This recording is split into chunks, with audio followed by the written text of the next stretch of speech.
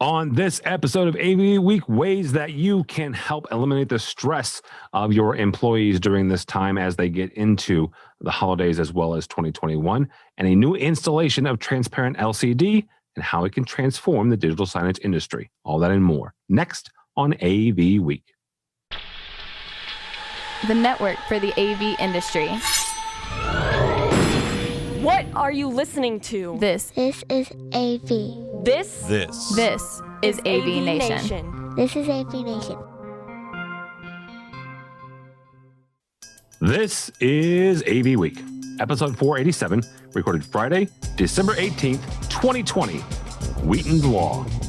Support for AVNation is brought to you by Atlas IED, innovative audio solutions for every business environment. And by Just Add Power, the global leader in video over IP solutions with systems that give you easy installation, unmatched scalability, and outstanding performance. And by Vadio, makers of the new NDI professional broadcast camera, the RoboShot 30E NDI, with simultaneous HDMI and full NewTek NDI streaming. This is AV Week, your weekly wrap-up of audiovisual news and information. My name is Tim Albright. I am your host. With us to discuss the news and information we have gathered this week. The last recording we'll do, sort of weekly recording we'll do for AV Week for this year.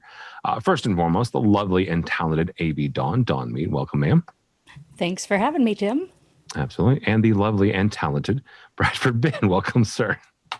Thank you for having me, lovely and talented Tim. It's always your pleasure for me to be here. It is indeed, and I have already lost control, but that's okay because I'm wearing a Christmas suit. So, you know, it's apparently ugly. Today it's December 18th, and apparently today is ugly Christmas. No, it's March 293rd. Notice the calendar says so. Bradford it's March 293rd. I don't know. The internet told me it was National Ugly Sweater Day, so I, suited up. And everything on the internet must be true. Hey. Well, and I would argue that Dawn's sweater is not ugly. My jacket is ugly. Hers. Well, your jacket has an unfair advantage of it's on you. Wow. Okay. On that note, I mentioned the fact that this is the last one of these that we're going to do for the year, at least here in these studios. We will be recording a best of, where our fantastic producer Mitchell will go over the most listened to, most downloaded episodes of the year, and then cobble them together and tell me what to say. Also, we'll be doing a year-in review towards the first part of the year. So this is the last weekly roundup you'll get from us until the first Friday in January. So that is why I wore my festive, Christmas jacket. And there you go. And Dawn's, in her sweater, and I'm not quite sure what Bradford's wearing. I'm sure a black T-shirt of some sort. Black T-shirt with the Creative Commons logo on it. Very nice. Star Wars pajama bottoms. Okay, thank you for that. I appreciate the wearing of the pants. All right, here we go. First story comes to us from our friends over at Commercial Integrator. The 5 ways AV leaders can eliminate stress and reboot for change in 2021. Joel Patterson outlined the ways savvy AV leaders can help themselves and their employees in the new year. A couple ways that our friends over at Commercial Integrator outlines here, and our buddy Craig McCormick wrote this piece. One of them is being empathetic to their employees as they try to manage stress, but not only during COVID, but also during the holiday season, and also making sure that your employees have what they need, both from a physical standpoint, meaning if you're working from home, do you have all of the tools that you need? But also from an emotional standpoint and a mental standpoint, creating an environment that is healthy. Bradford, we'll start with you on this as you have transitioned out now from one employer and you started your own deal. You have worked for large corporations as well as smaller entities. Which ones do you think do it better? Is it the large corporations that have the tools and the resources to create things like mental health facilities or mental health options, or is it the smaller organizations that are more in touch and in tune, on the ground with their folks? So I actually think that's a good, thoughtful question, and it's actually making me think a little bit about it. And I think it's yes to both, because I think it's different approaches. Okay. Allow me to explain.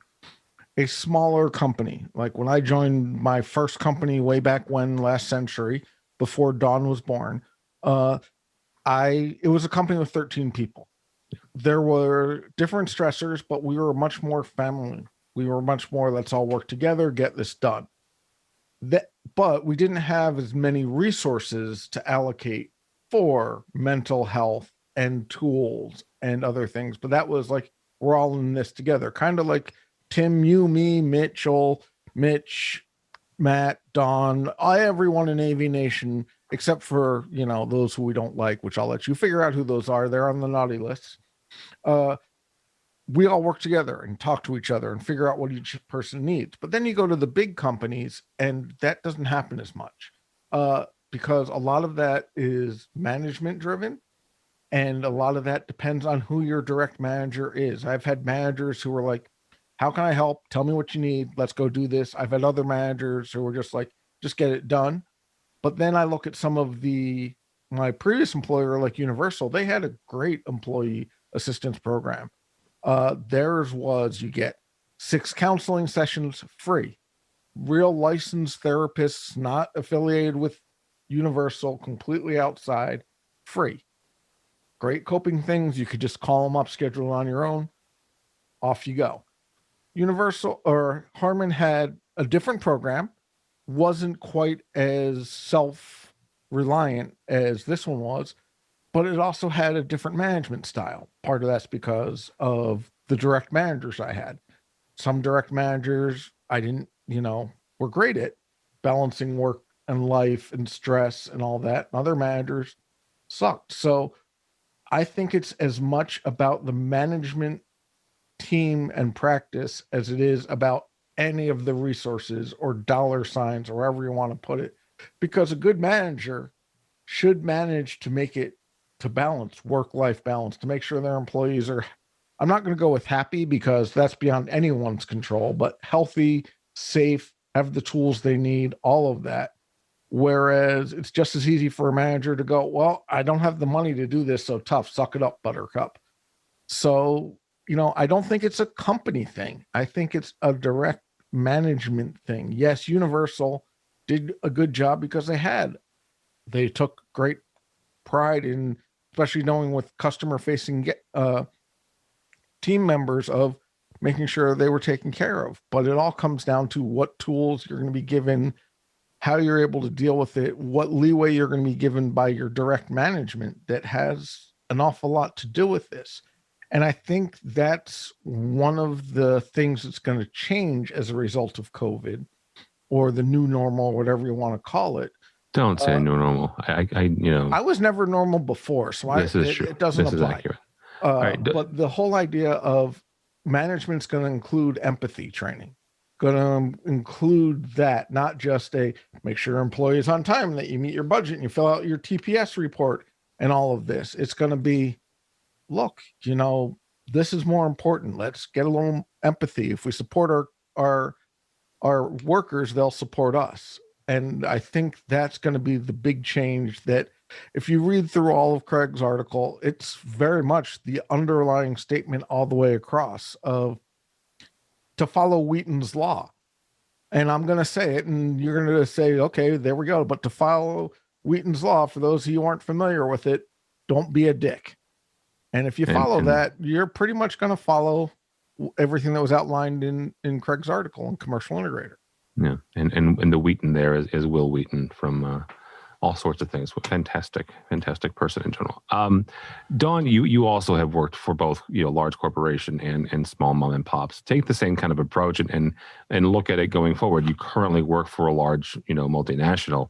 So going forward, is Bradford right, where this comes down really to your immediate supervisor and who it is that's managing you, that will impact, your health and your, not happiness, because Bradford's right, but your mental health as well as comfort level going as we all go back to work. So I agree. Write this down, somebody. I agree entirely with Bradford in that it comes down to your leadership. And I've worked for mom and pops that had no more than 20, 15 employees. But even though we didn't have the massive budgets, they made sure that it was important to them to include some sort of mental health coverage or health coverage that allowed us to take care of our needs and our family's needs. And there are, by the same token, large corporations that, you're just a number, we get you a healthcare plan and you're good. Fortunately, redacted, where I work currently, has a fantastic EAP, employee assistance program, fantastic health coverage available.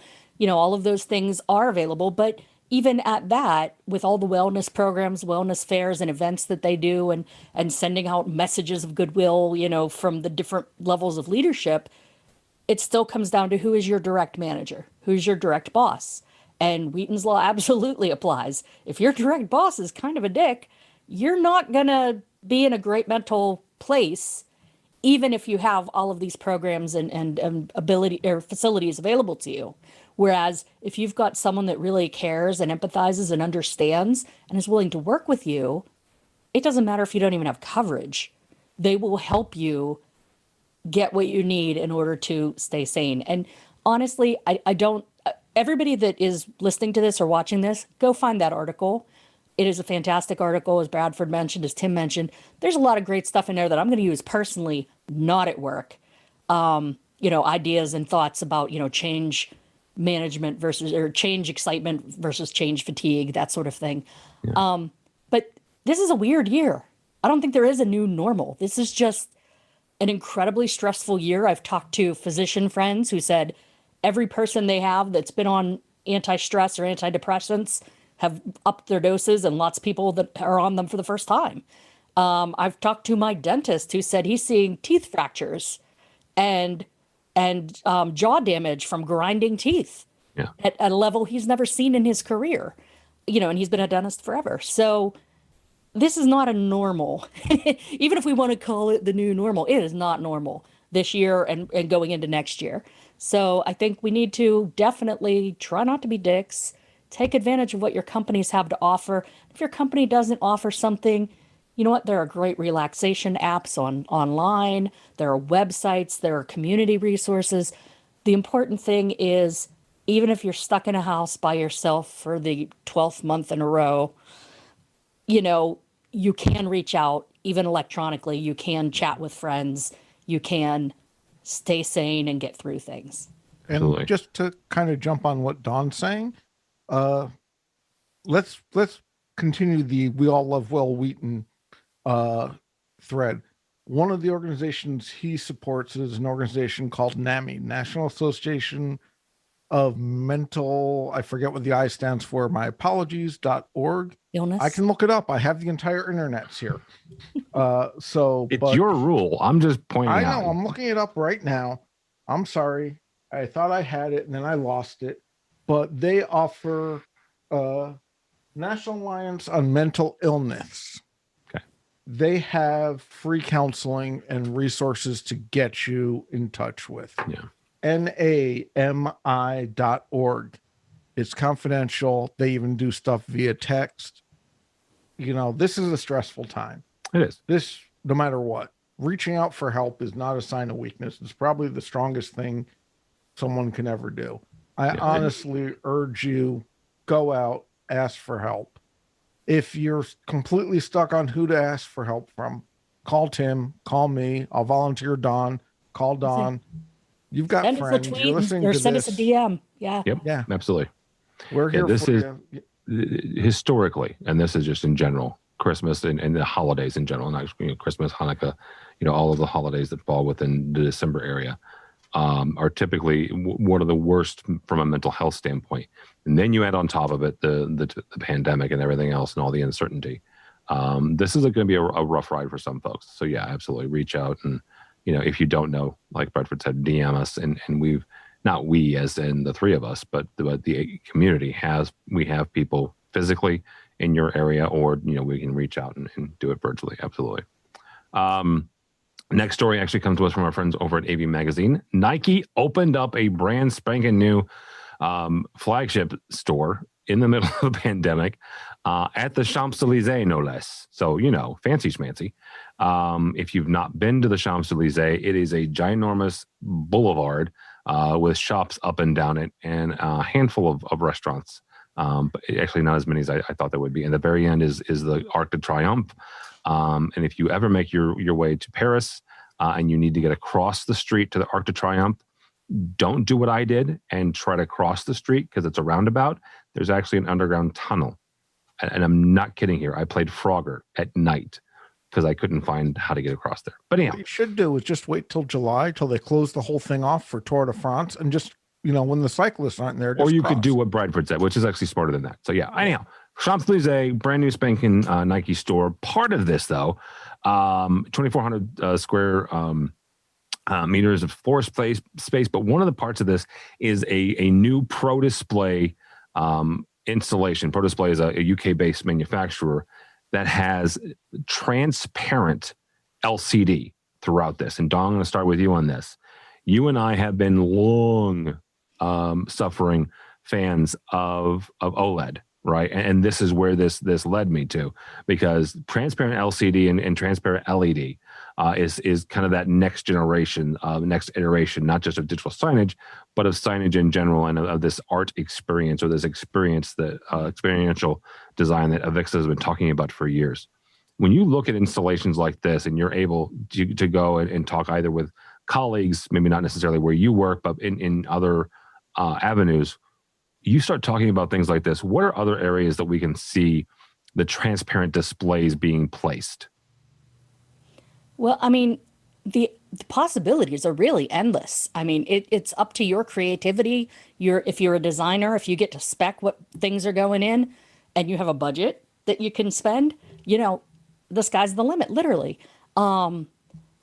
Back at the virtual InfoComm, possibly, or one of the virtual shows earlier in the year, I sent Tim a link to a product that was similar to this transparent LED screen that's in Paris, but it's actually like a snap glass, but it's a snap glass that can turn into an LED wall. And things like that are phenomenal. Prior to working where I do now, I worked for a company that did, digital signage and large displays. And one of the things they did is up in Detroit, I believe, convention center, where they had an LED wrap around the building. So instead of just the little marquee saying who's playing at the convention center, they would just turn this whole LED on. You could still see from the outside, from inside out, but when they turn it on, the whole front of the building becomes their sign.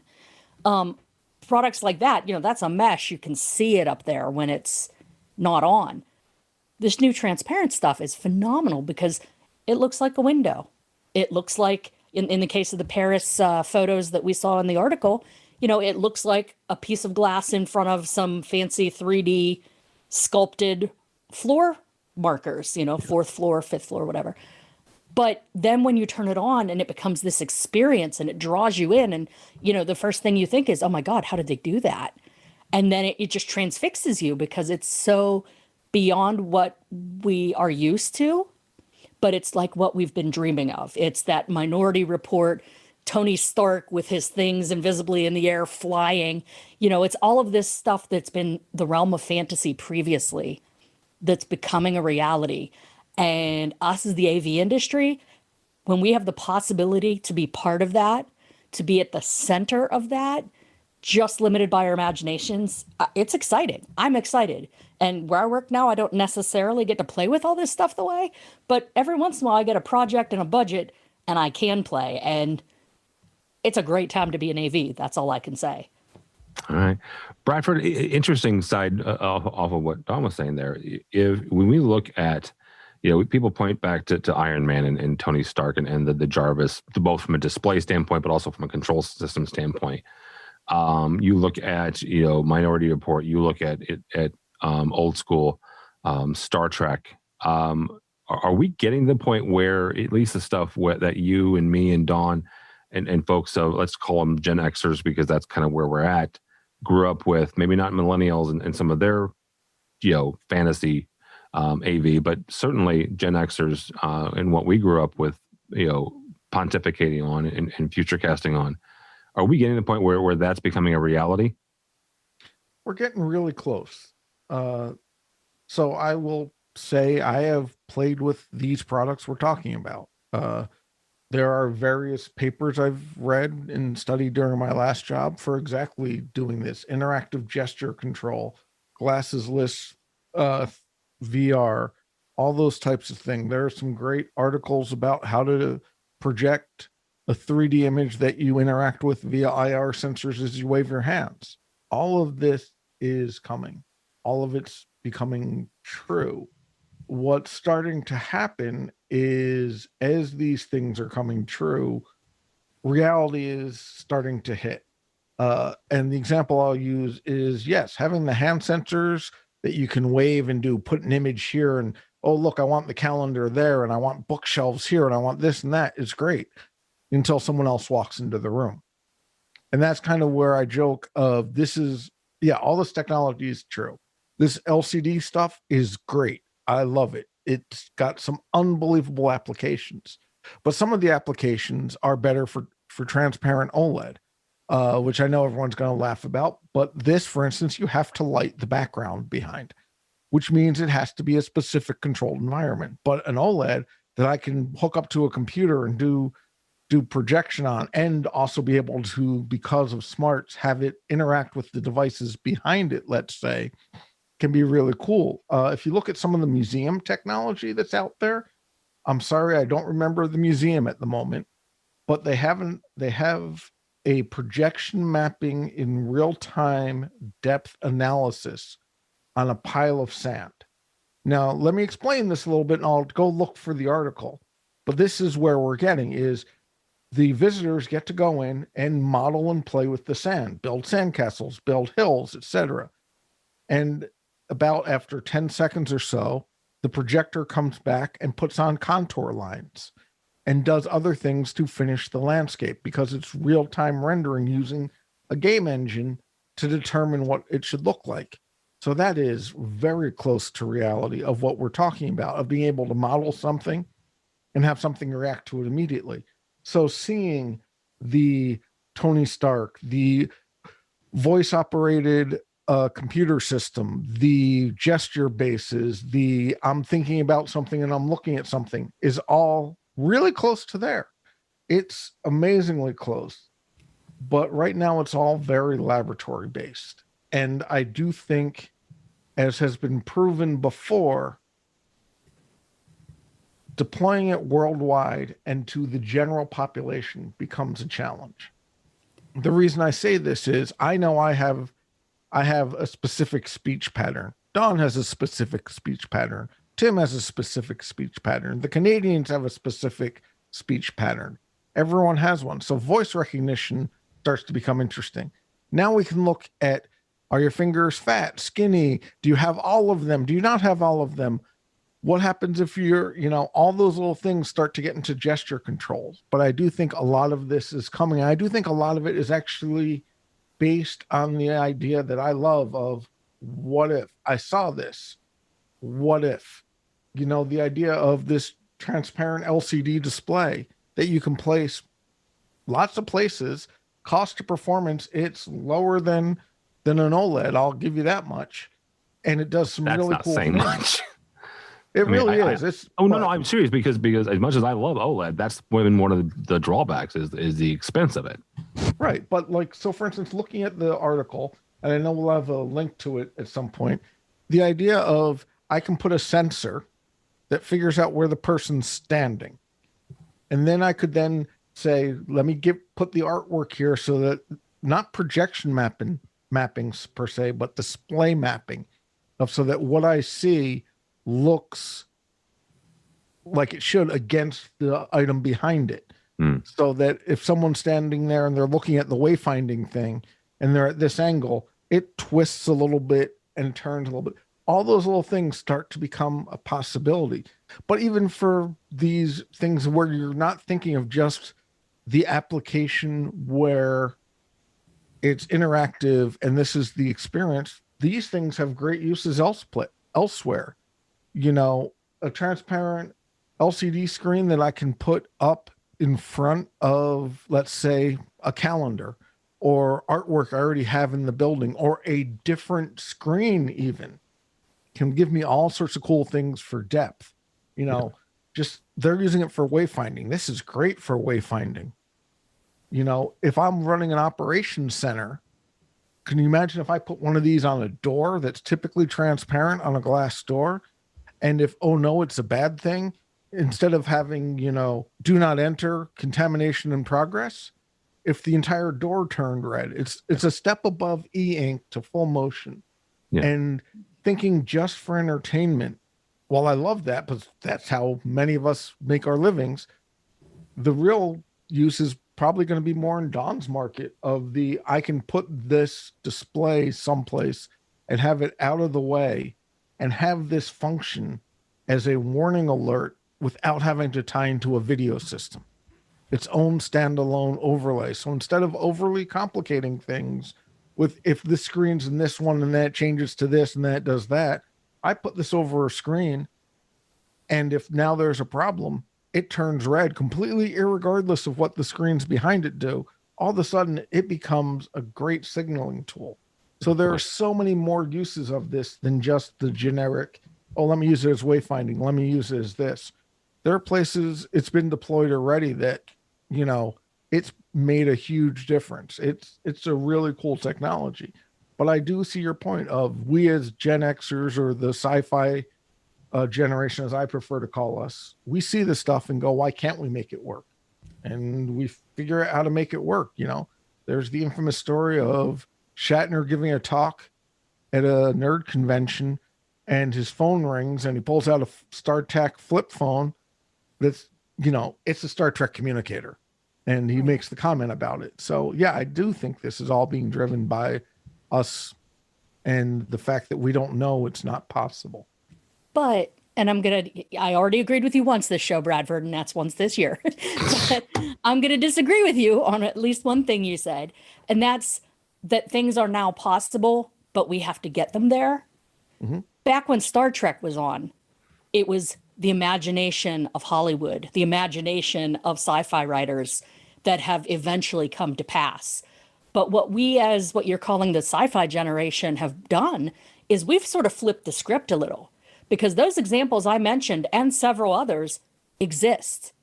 The Minority Report and Jarvis, Tony Stark technology was a prototype of a company that is in our industry that I demoed at one of my facilities for collaboration. I know we don't like to use brand names, so I won't. No, go ahead, because it's a fantastic story. Yeah, oblong mezzanine. Yep. The oblong mezzanine, the reason it's not in use everywhere in the world is it's still expensive, but it's badass. You know, Big Bang Theory, Sheldon builds a robot, and it's the crazy We all know Sheldon. where that really came from. Beam. That was a prototype of someone in our industry that you can now buy, and they come to Infocom. You know, even the LED screens and the LCDs, OLED screens that are in front of other things, they're new and exciting for wayfinding, and they're new and exciting somewhat for retail. But if you go to Vegas, they've had the display over screen on slot machines, some of the high-end stores in like Caesar's Palace and those places in the shops. They've had the clear screen in front of, you know, the jewelry or the Jimmy Choo shoes or what have you for a while now. And so these things that we used to say, whoa, wouldn't it be cool if, we need to figure that out? We're figuring it out, and then it's becoming a reality. And now it's just getting all of you listening and watching that are integrating for the corporate world, for the government world, for the entertainment world, for the whatever world, to just start using some of the stuff, just start expanding your client's mind that things are possible, and then say, okay, let's work on budgets. Let's look at, you know, because we're not going to get an economy of scale until there's demand for economy of scale. You know what I mean? But it's very exciting right now. Like I said, excited to be part of the industry. I agree with you 100%. All of this has been around for a while. But I also think one of the challenges we as an industry have, and is the joke I make about Bluetooth. I can put Bluetooth on my toothbrush, but why? You know, I want the technology to tell the story. I want, you know, this is how it makes things better. But I agree with you 100%. This has all been here for a while. It's the economy of scale and the fact, I hate to say, it's becoming commonplace, out of the lab into reality. Real quickly, Dawn mentioned Oblong. The founder of Oblong is a gentleman by the name of John Underkoffler, and he was actually on the technical team for Minority Report. He came from the MIT Media Lab, and based on his work at the MIT Media Lab and his work on the movie Minority Report, we have Oblong. So there you go.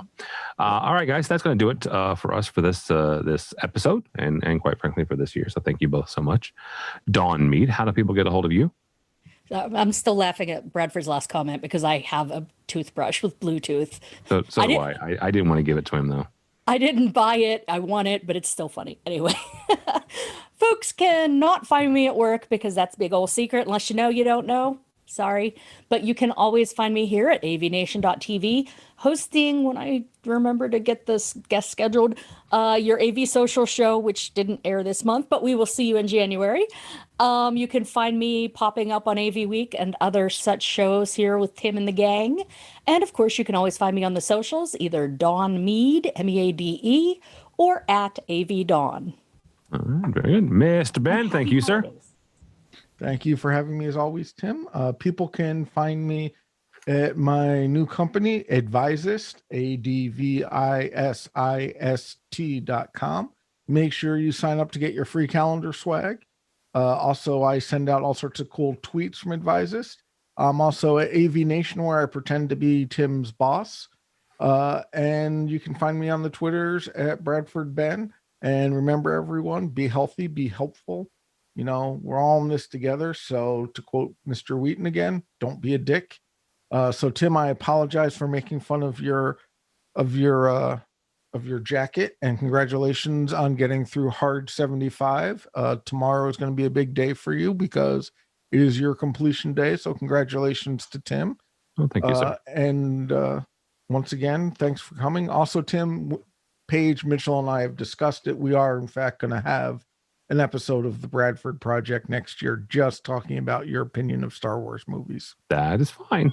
And again, I will, before you get there, since we're still recording. No spoilers. I enjoyed myself. That's all I'm going to say. Real quickly, before I tell you not to follow me on the Twitters, and you shouldn't, because at this point I'm bemoaning the Bears. Are the Bears still playing? Technically, they technically still have dates, yes, on the calendar. A dear friend of this show and of the community suffered something really, really bad this week. Joe Way. And Joe, this does not count as a name drop, so this does not count as a retweet.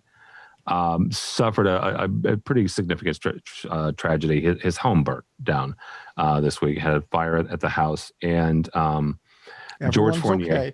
Yeah, everyone's okay. Yeah, sorry, thank you. Everyone's okay. Thing. There was no loss of life, but certainly loss of everything else. A week before, Christmas and the holidays, and our other friend George Fournier, who runs AV Cares, has set up a GoFundMe. Actually, I don't think George set up the GoFundMe. Someone else set up the GoFundMe, but there is a GoFundMe for Joe and his family. So check that out.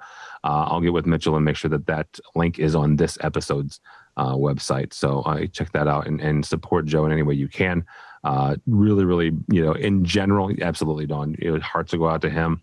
In general, that's a tough thing, but certainly during the holidays, it's sometimes even worse. So our thoughts and our hearts go out to him and his family. So check that out, and again, you support him where you can.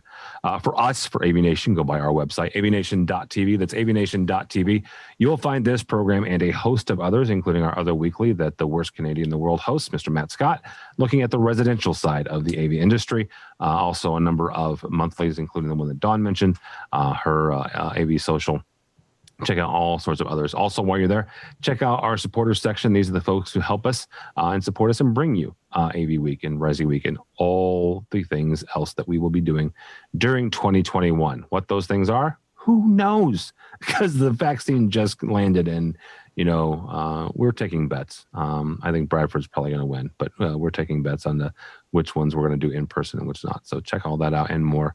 And since this is the last one, wish you and yours a very Merry Christmas, a happy holidays, whichever holiday you do celebrate, but do so with family and friends as safely as possible. But make sure that you get yourself around people, even virtually, that love and support you and help you be the best person you can be. Really quickly, last thing, thank you guys for supporting me. This was a crazy year health-wise, and I did something I never thought I would do. And both from the social media as well as private messages and emails, incredible support. That was not what I was looking for, but it was a very nice surprise nonetheless. So thank you all so much. So check all that out and more at AVNation.tv. That is AVNation.tv. Thanks so much for listening. Thank you so much for watching. That's all the time we have for AV Week.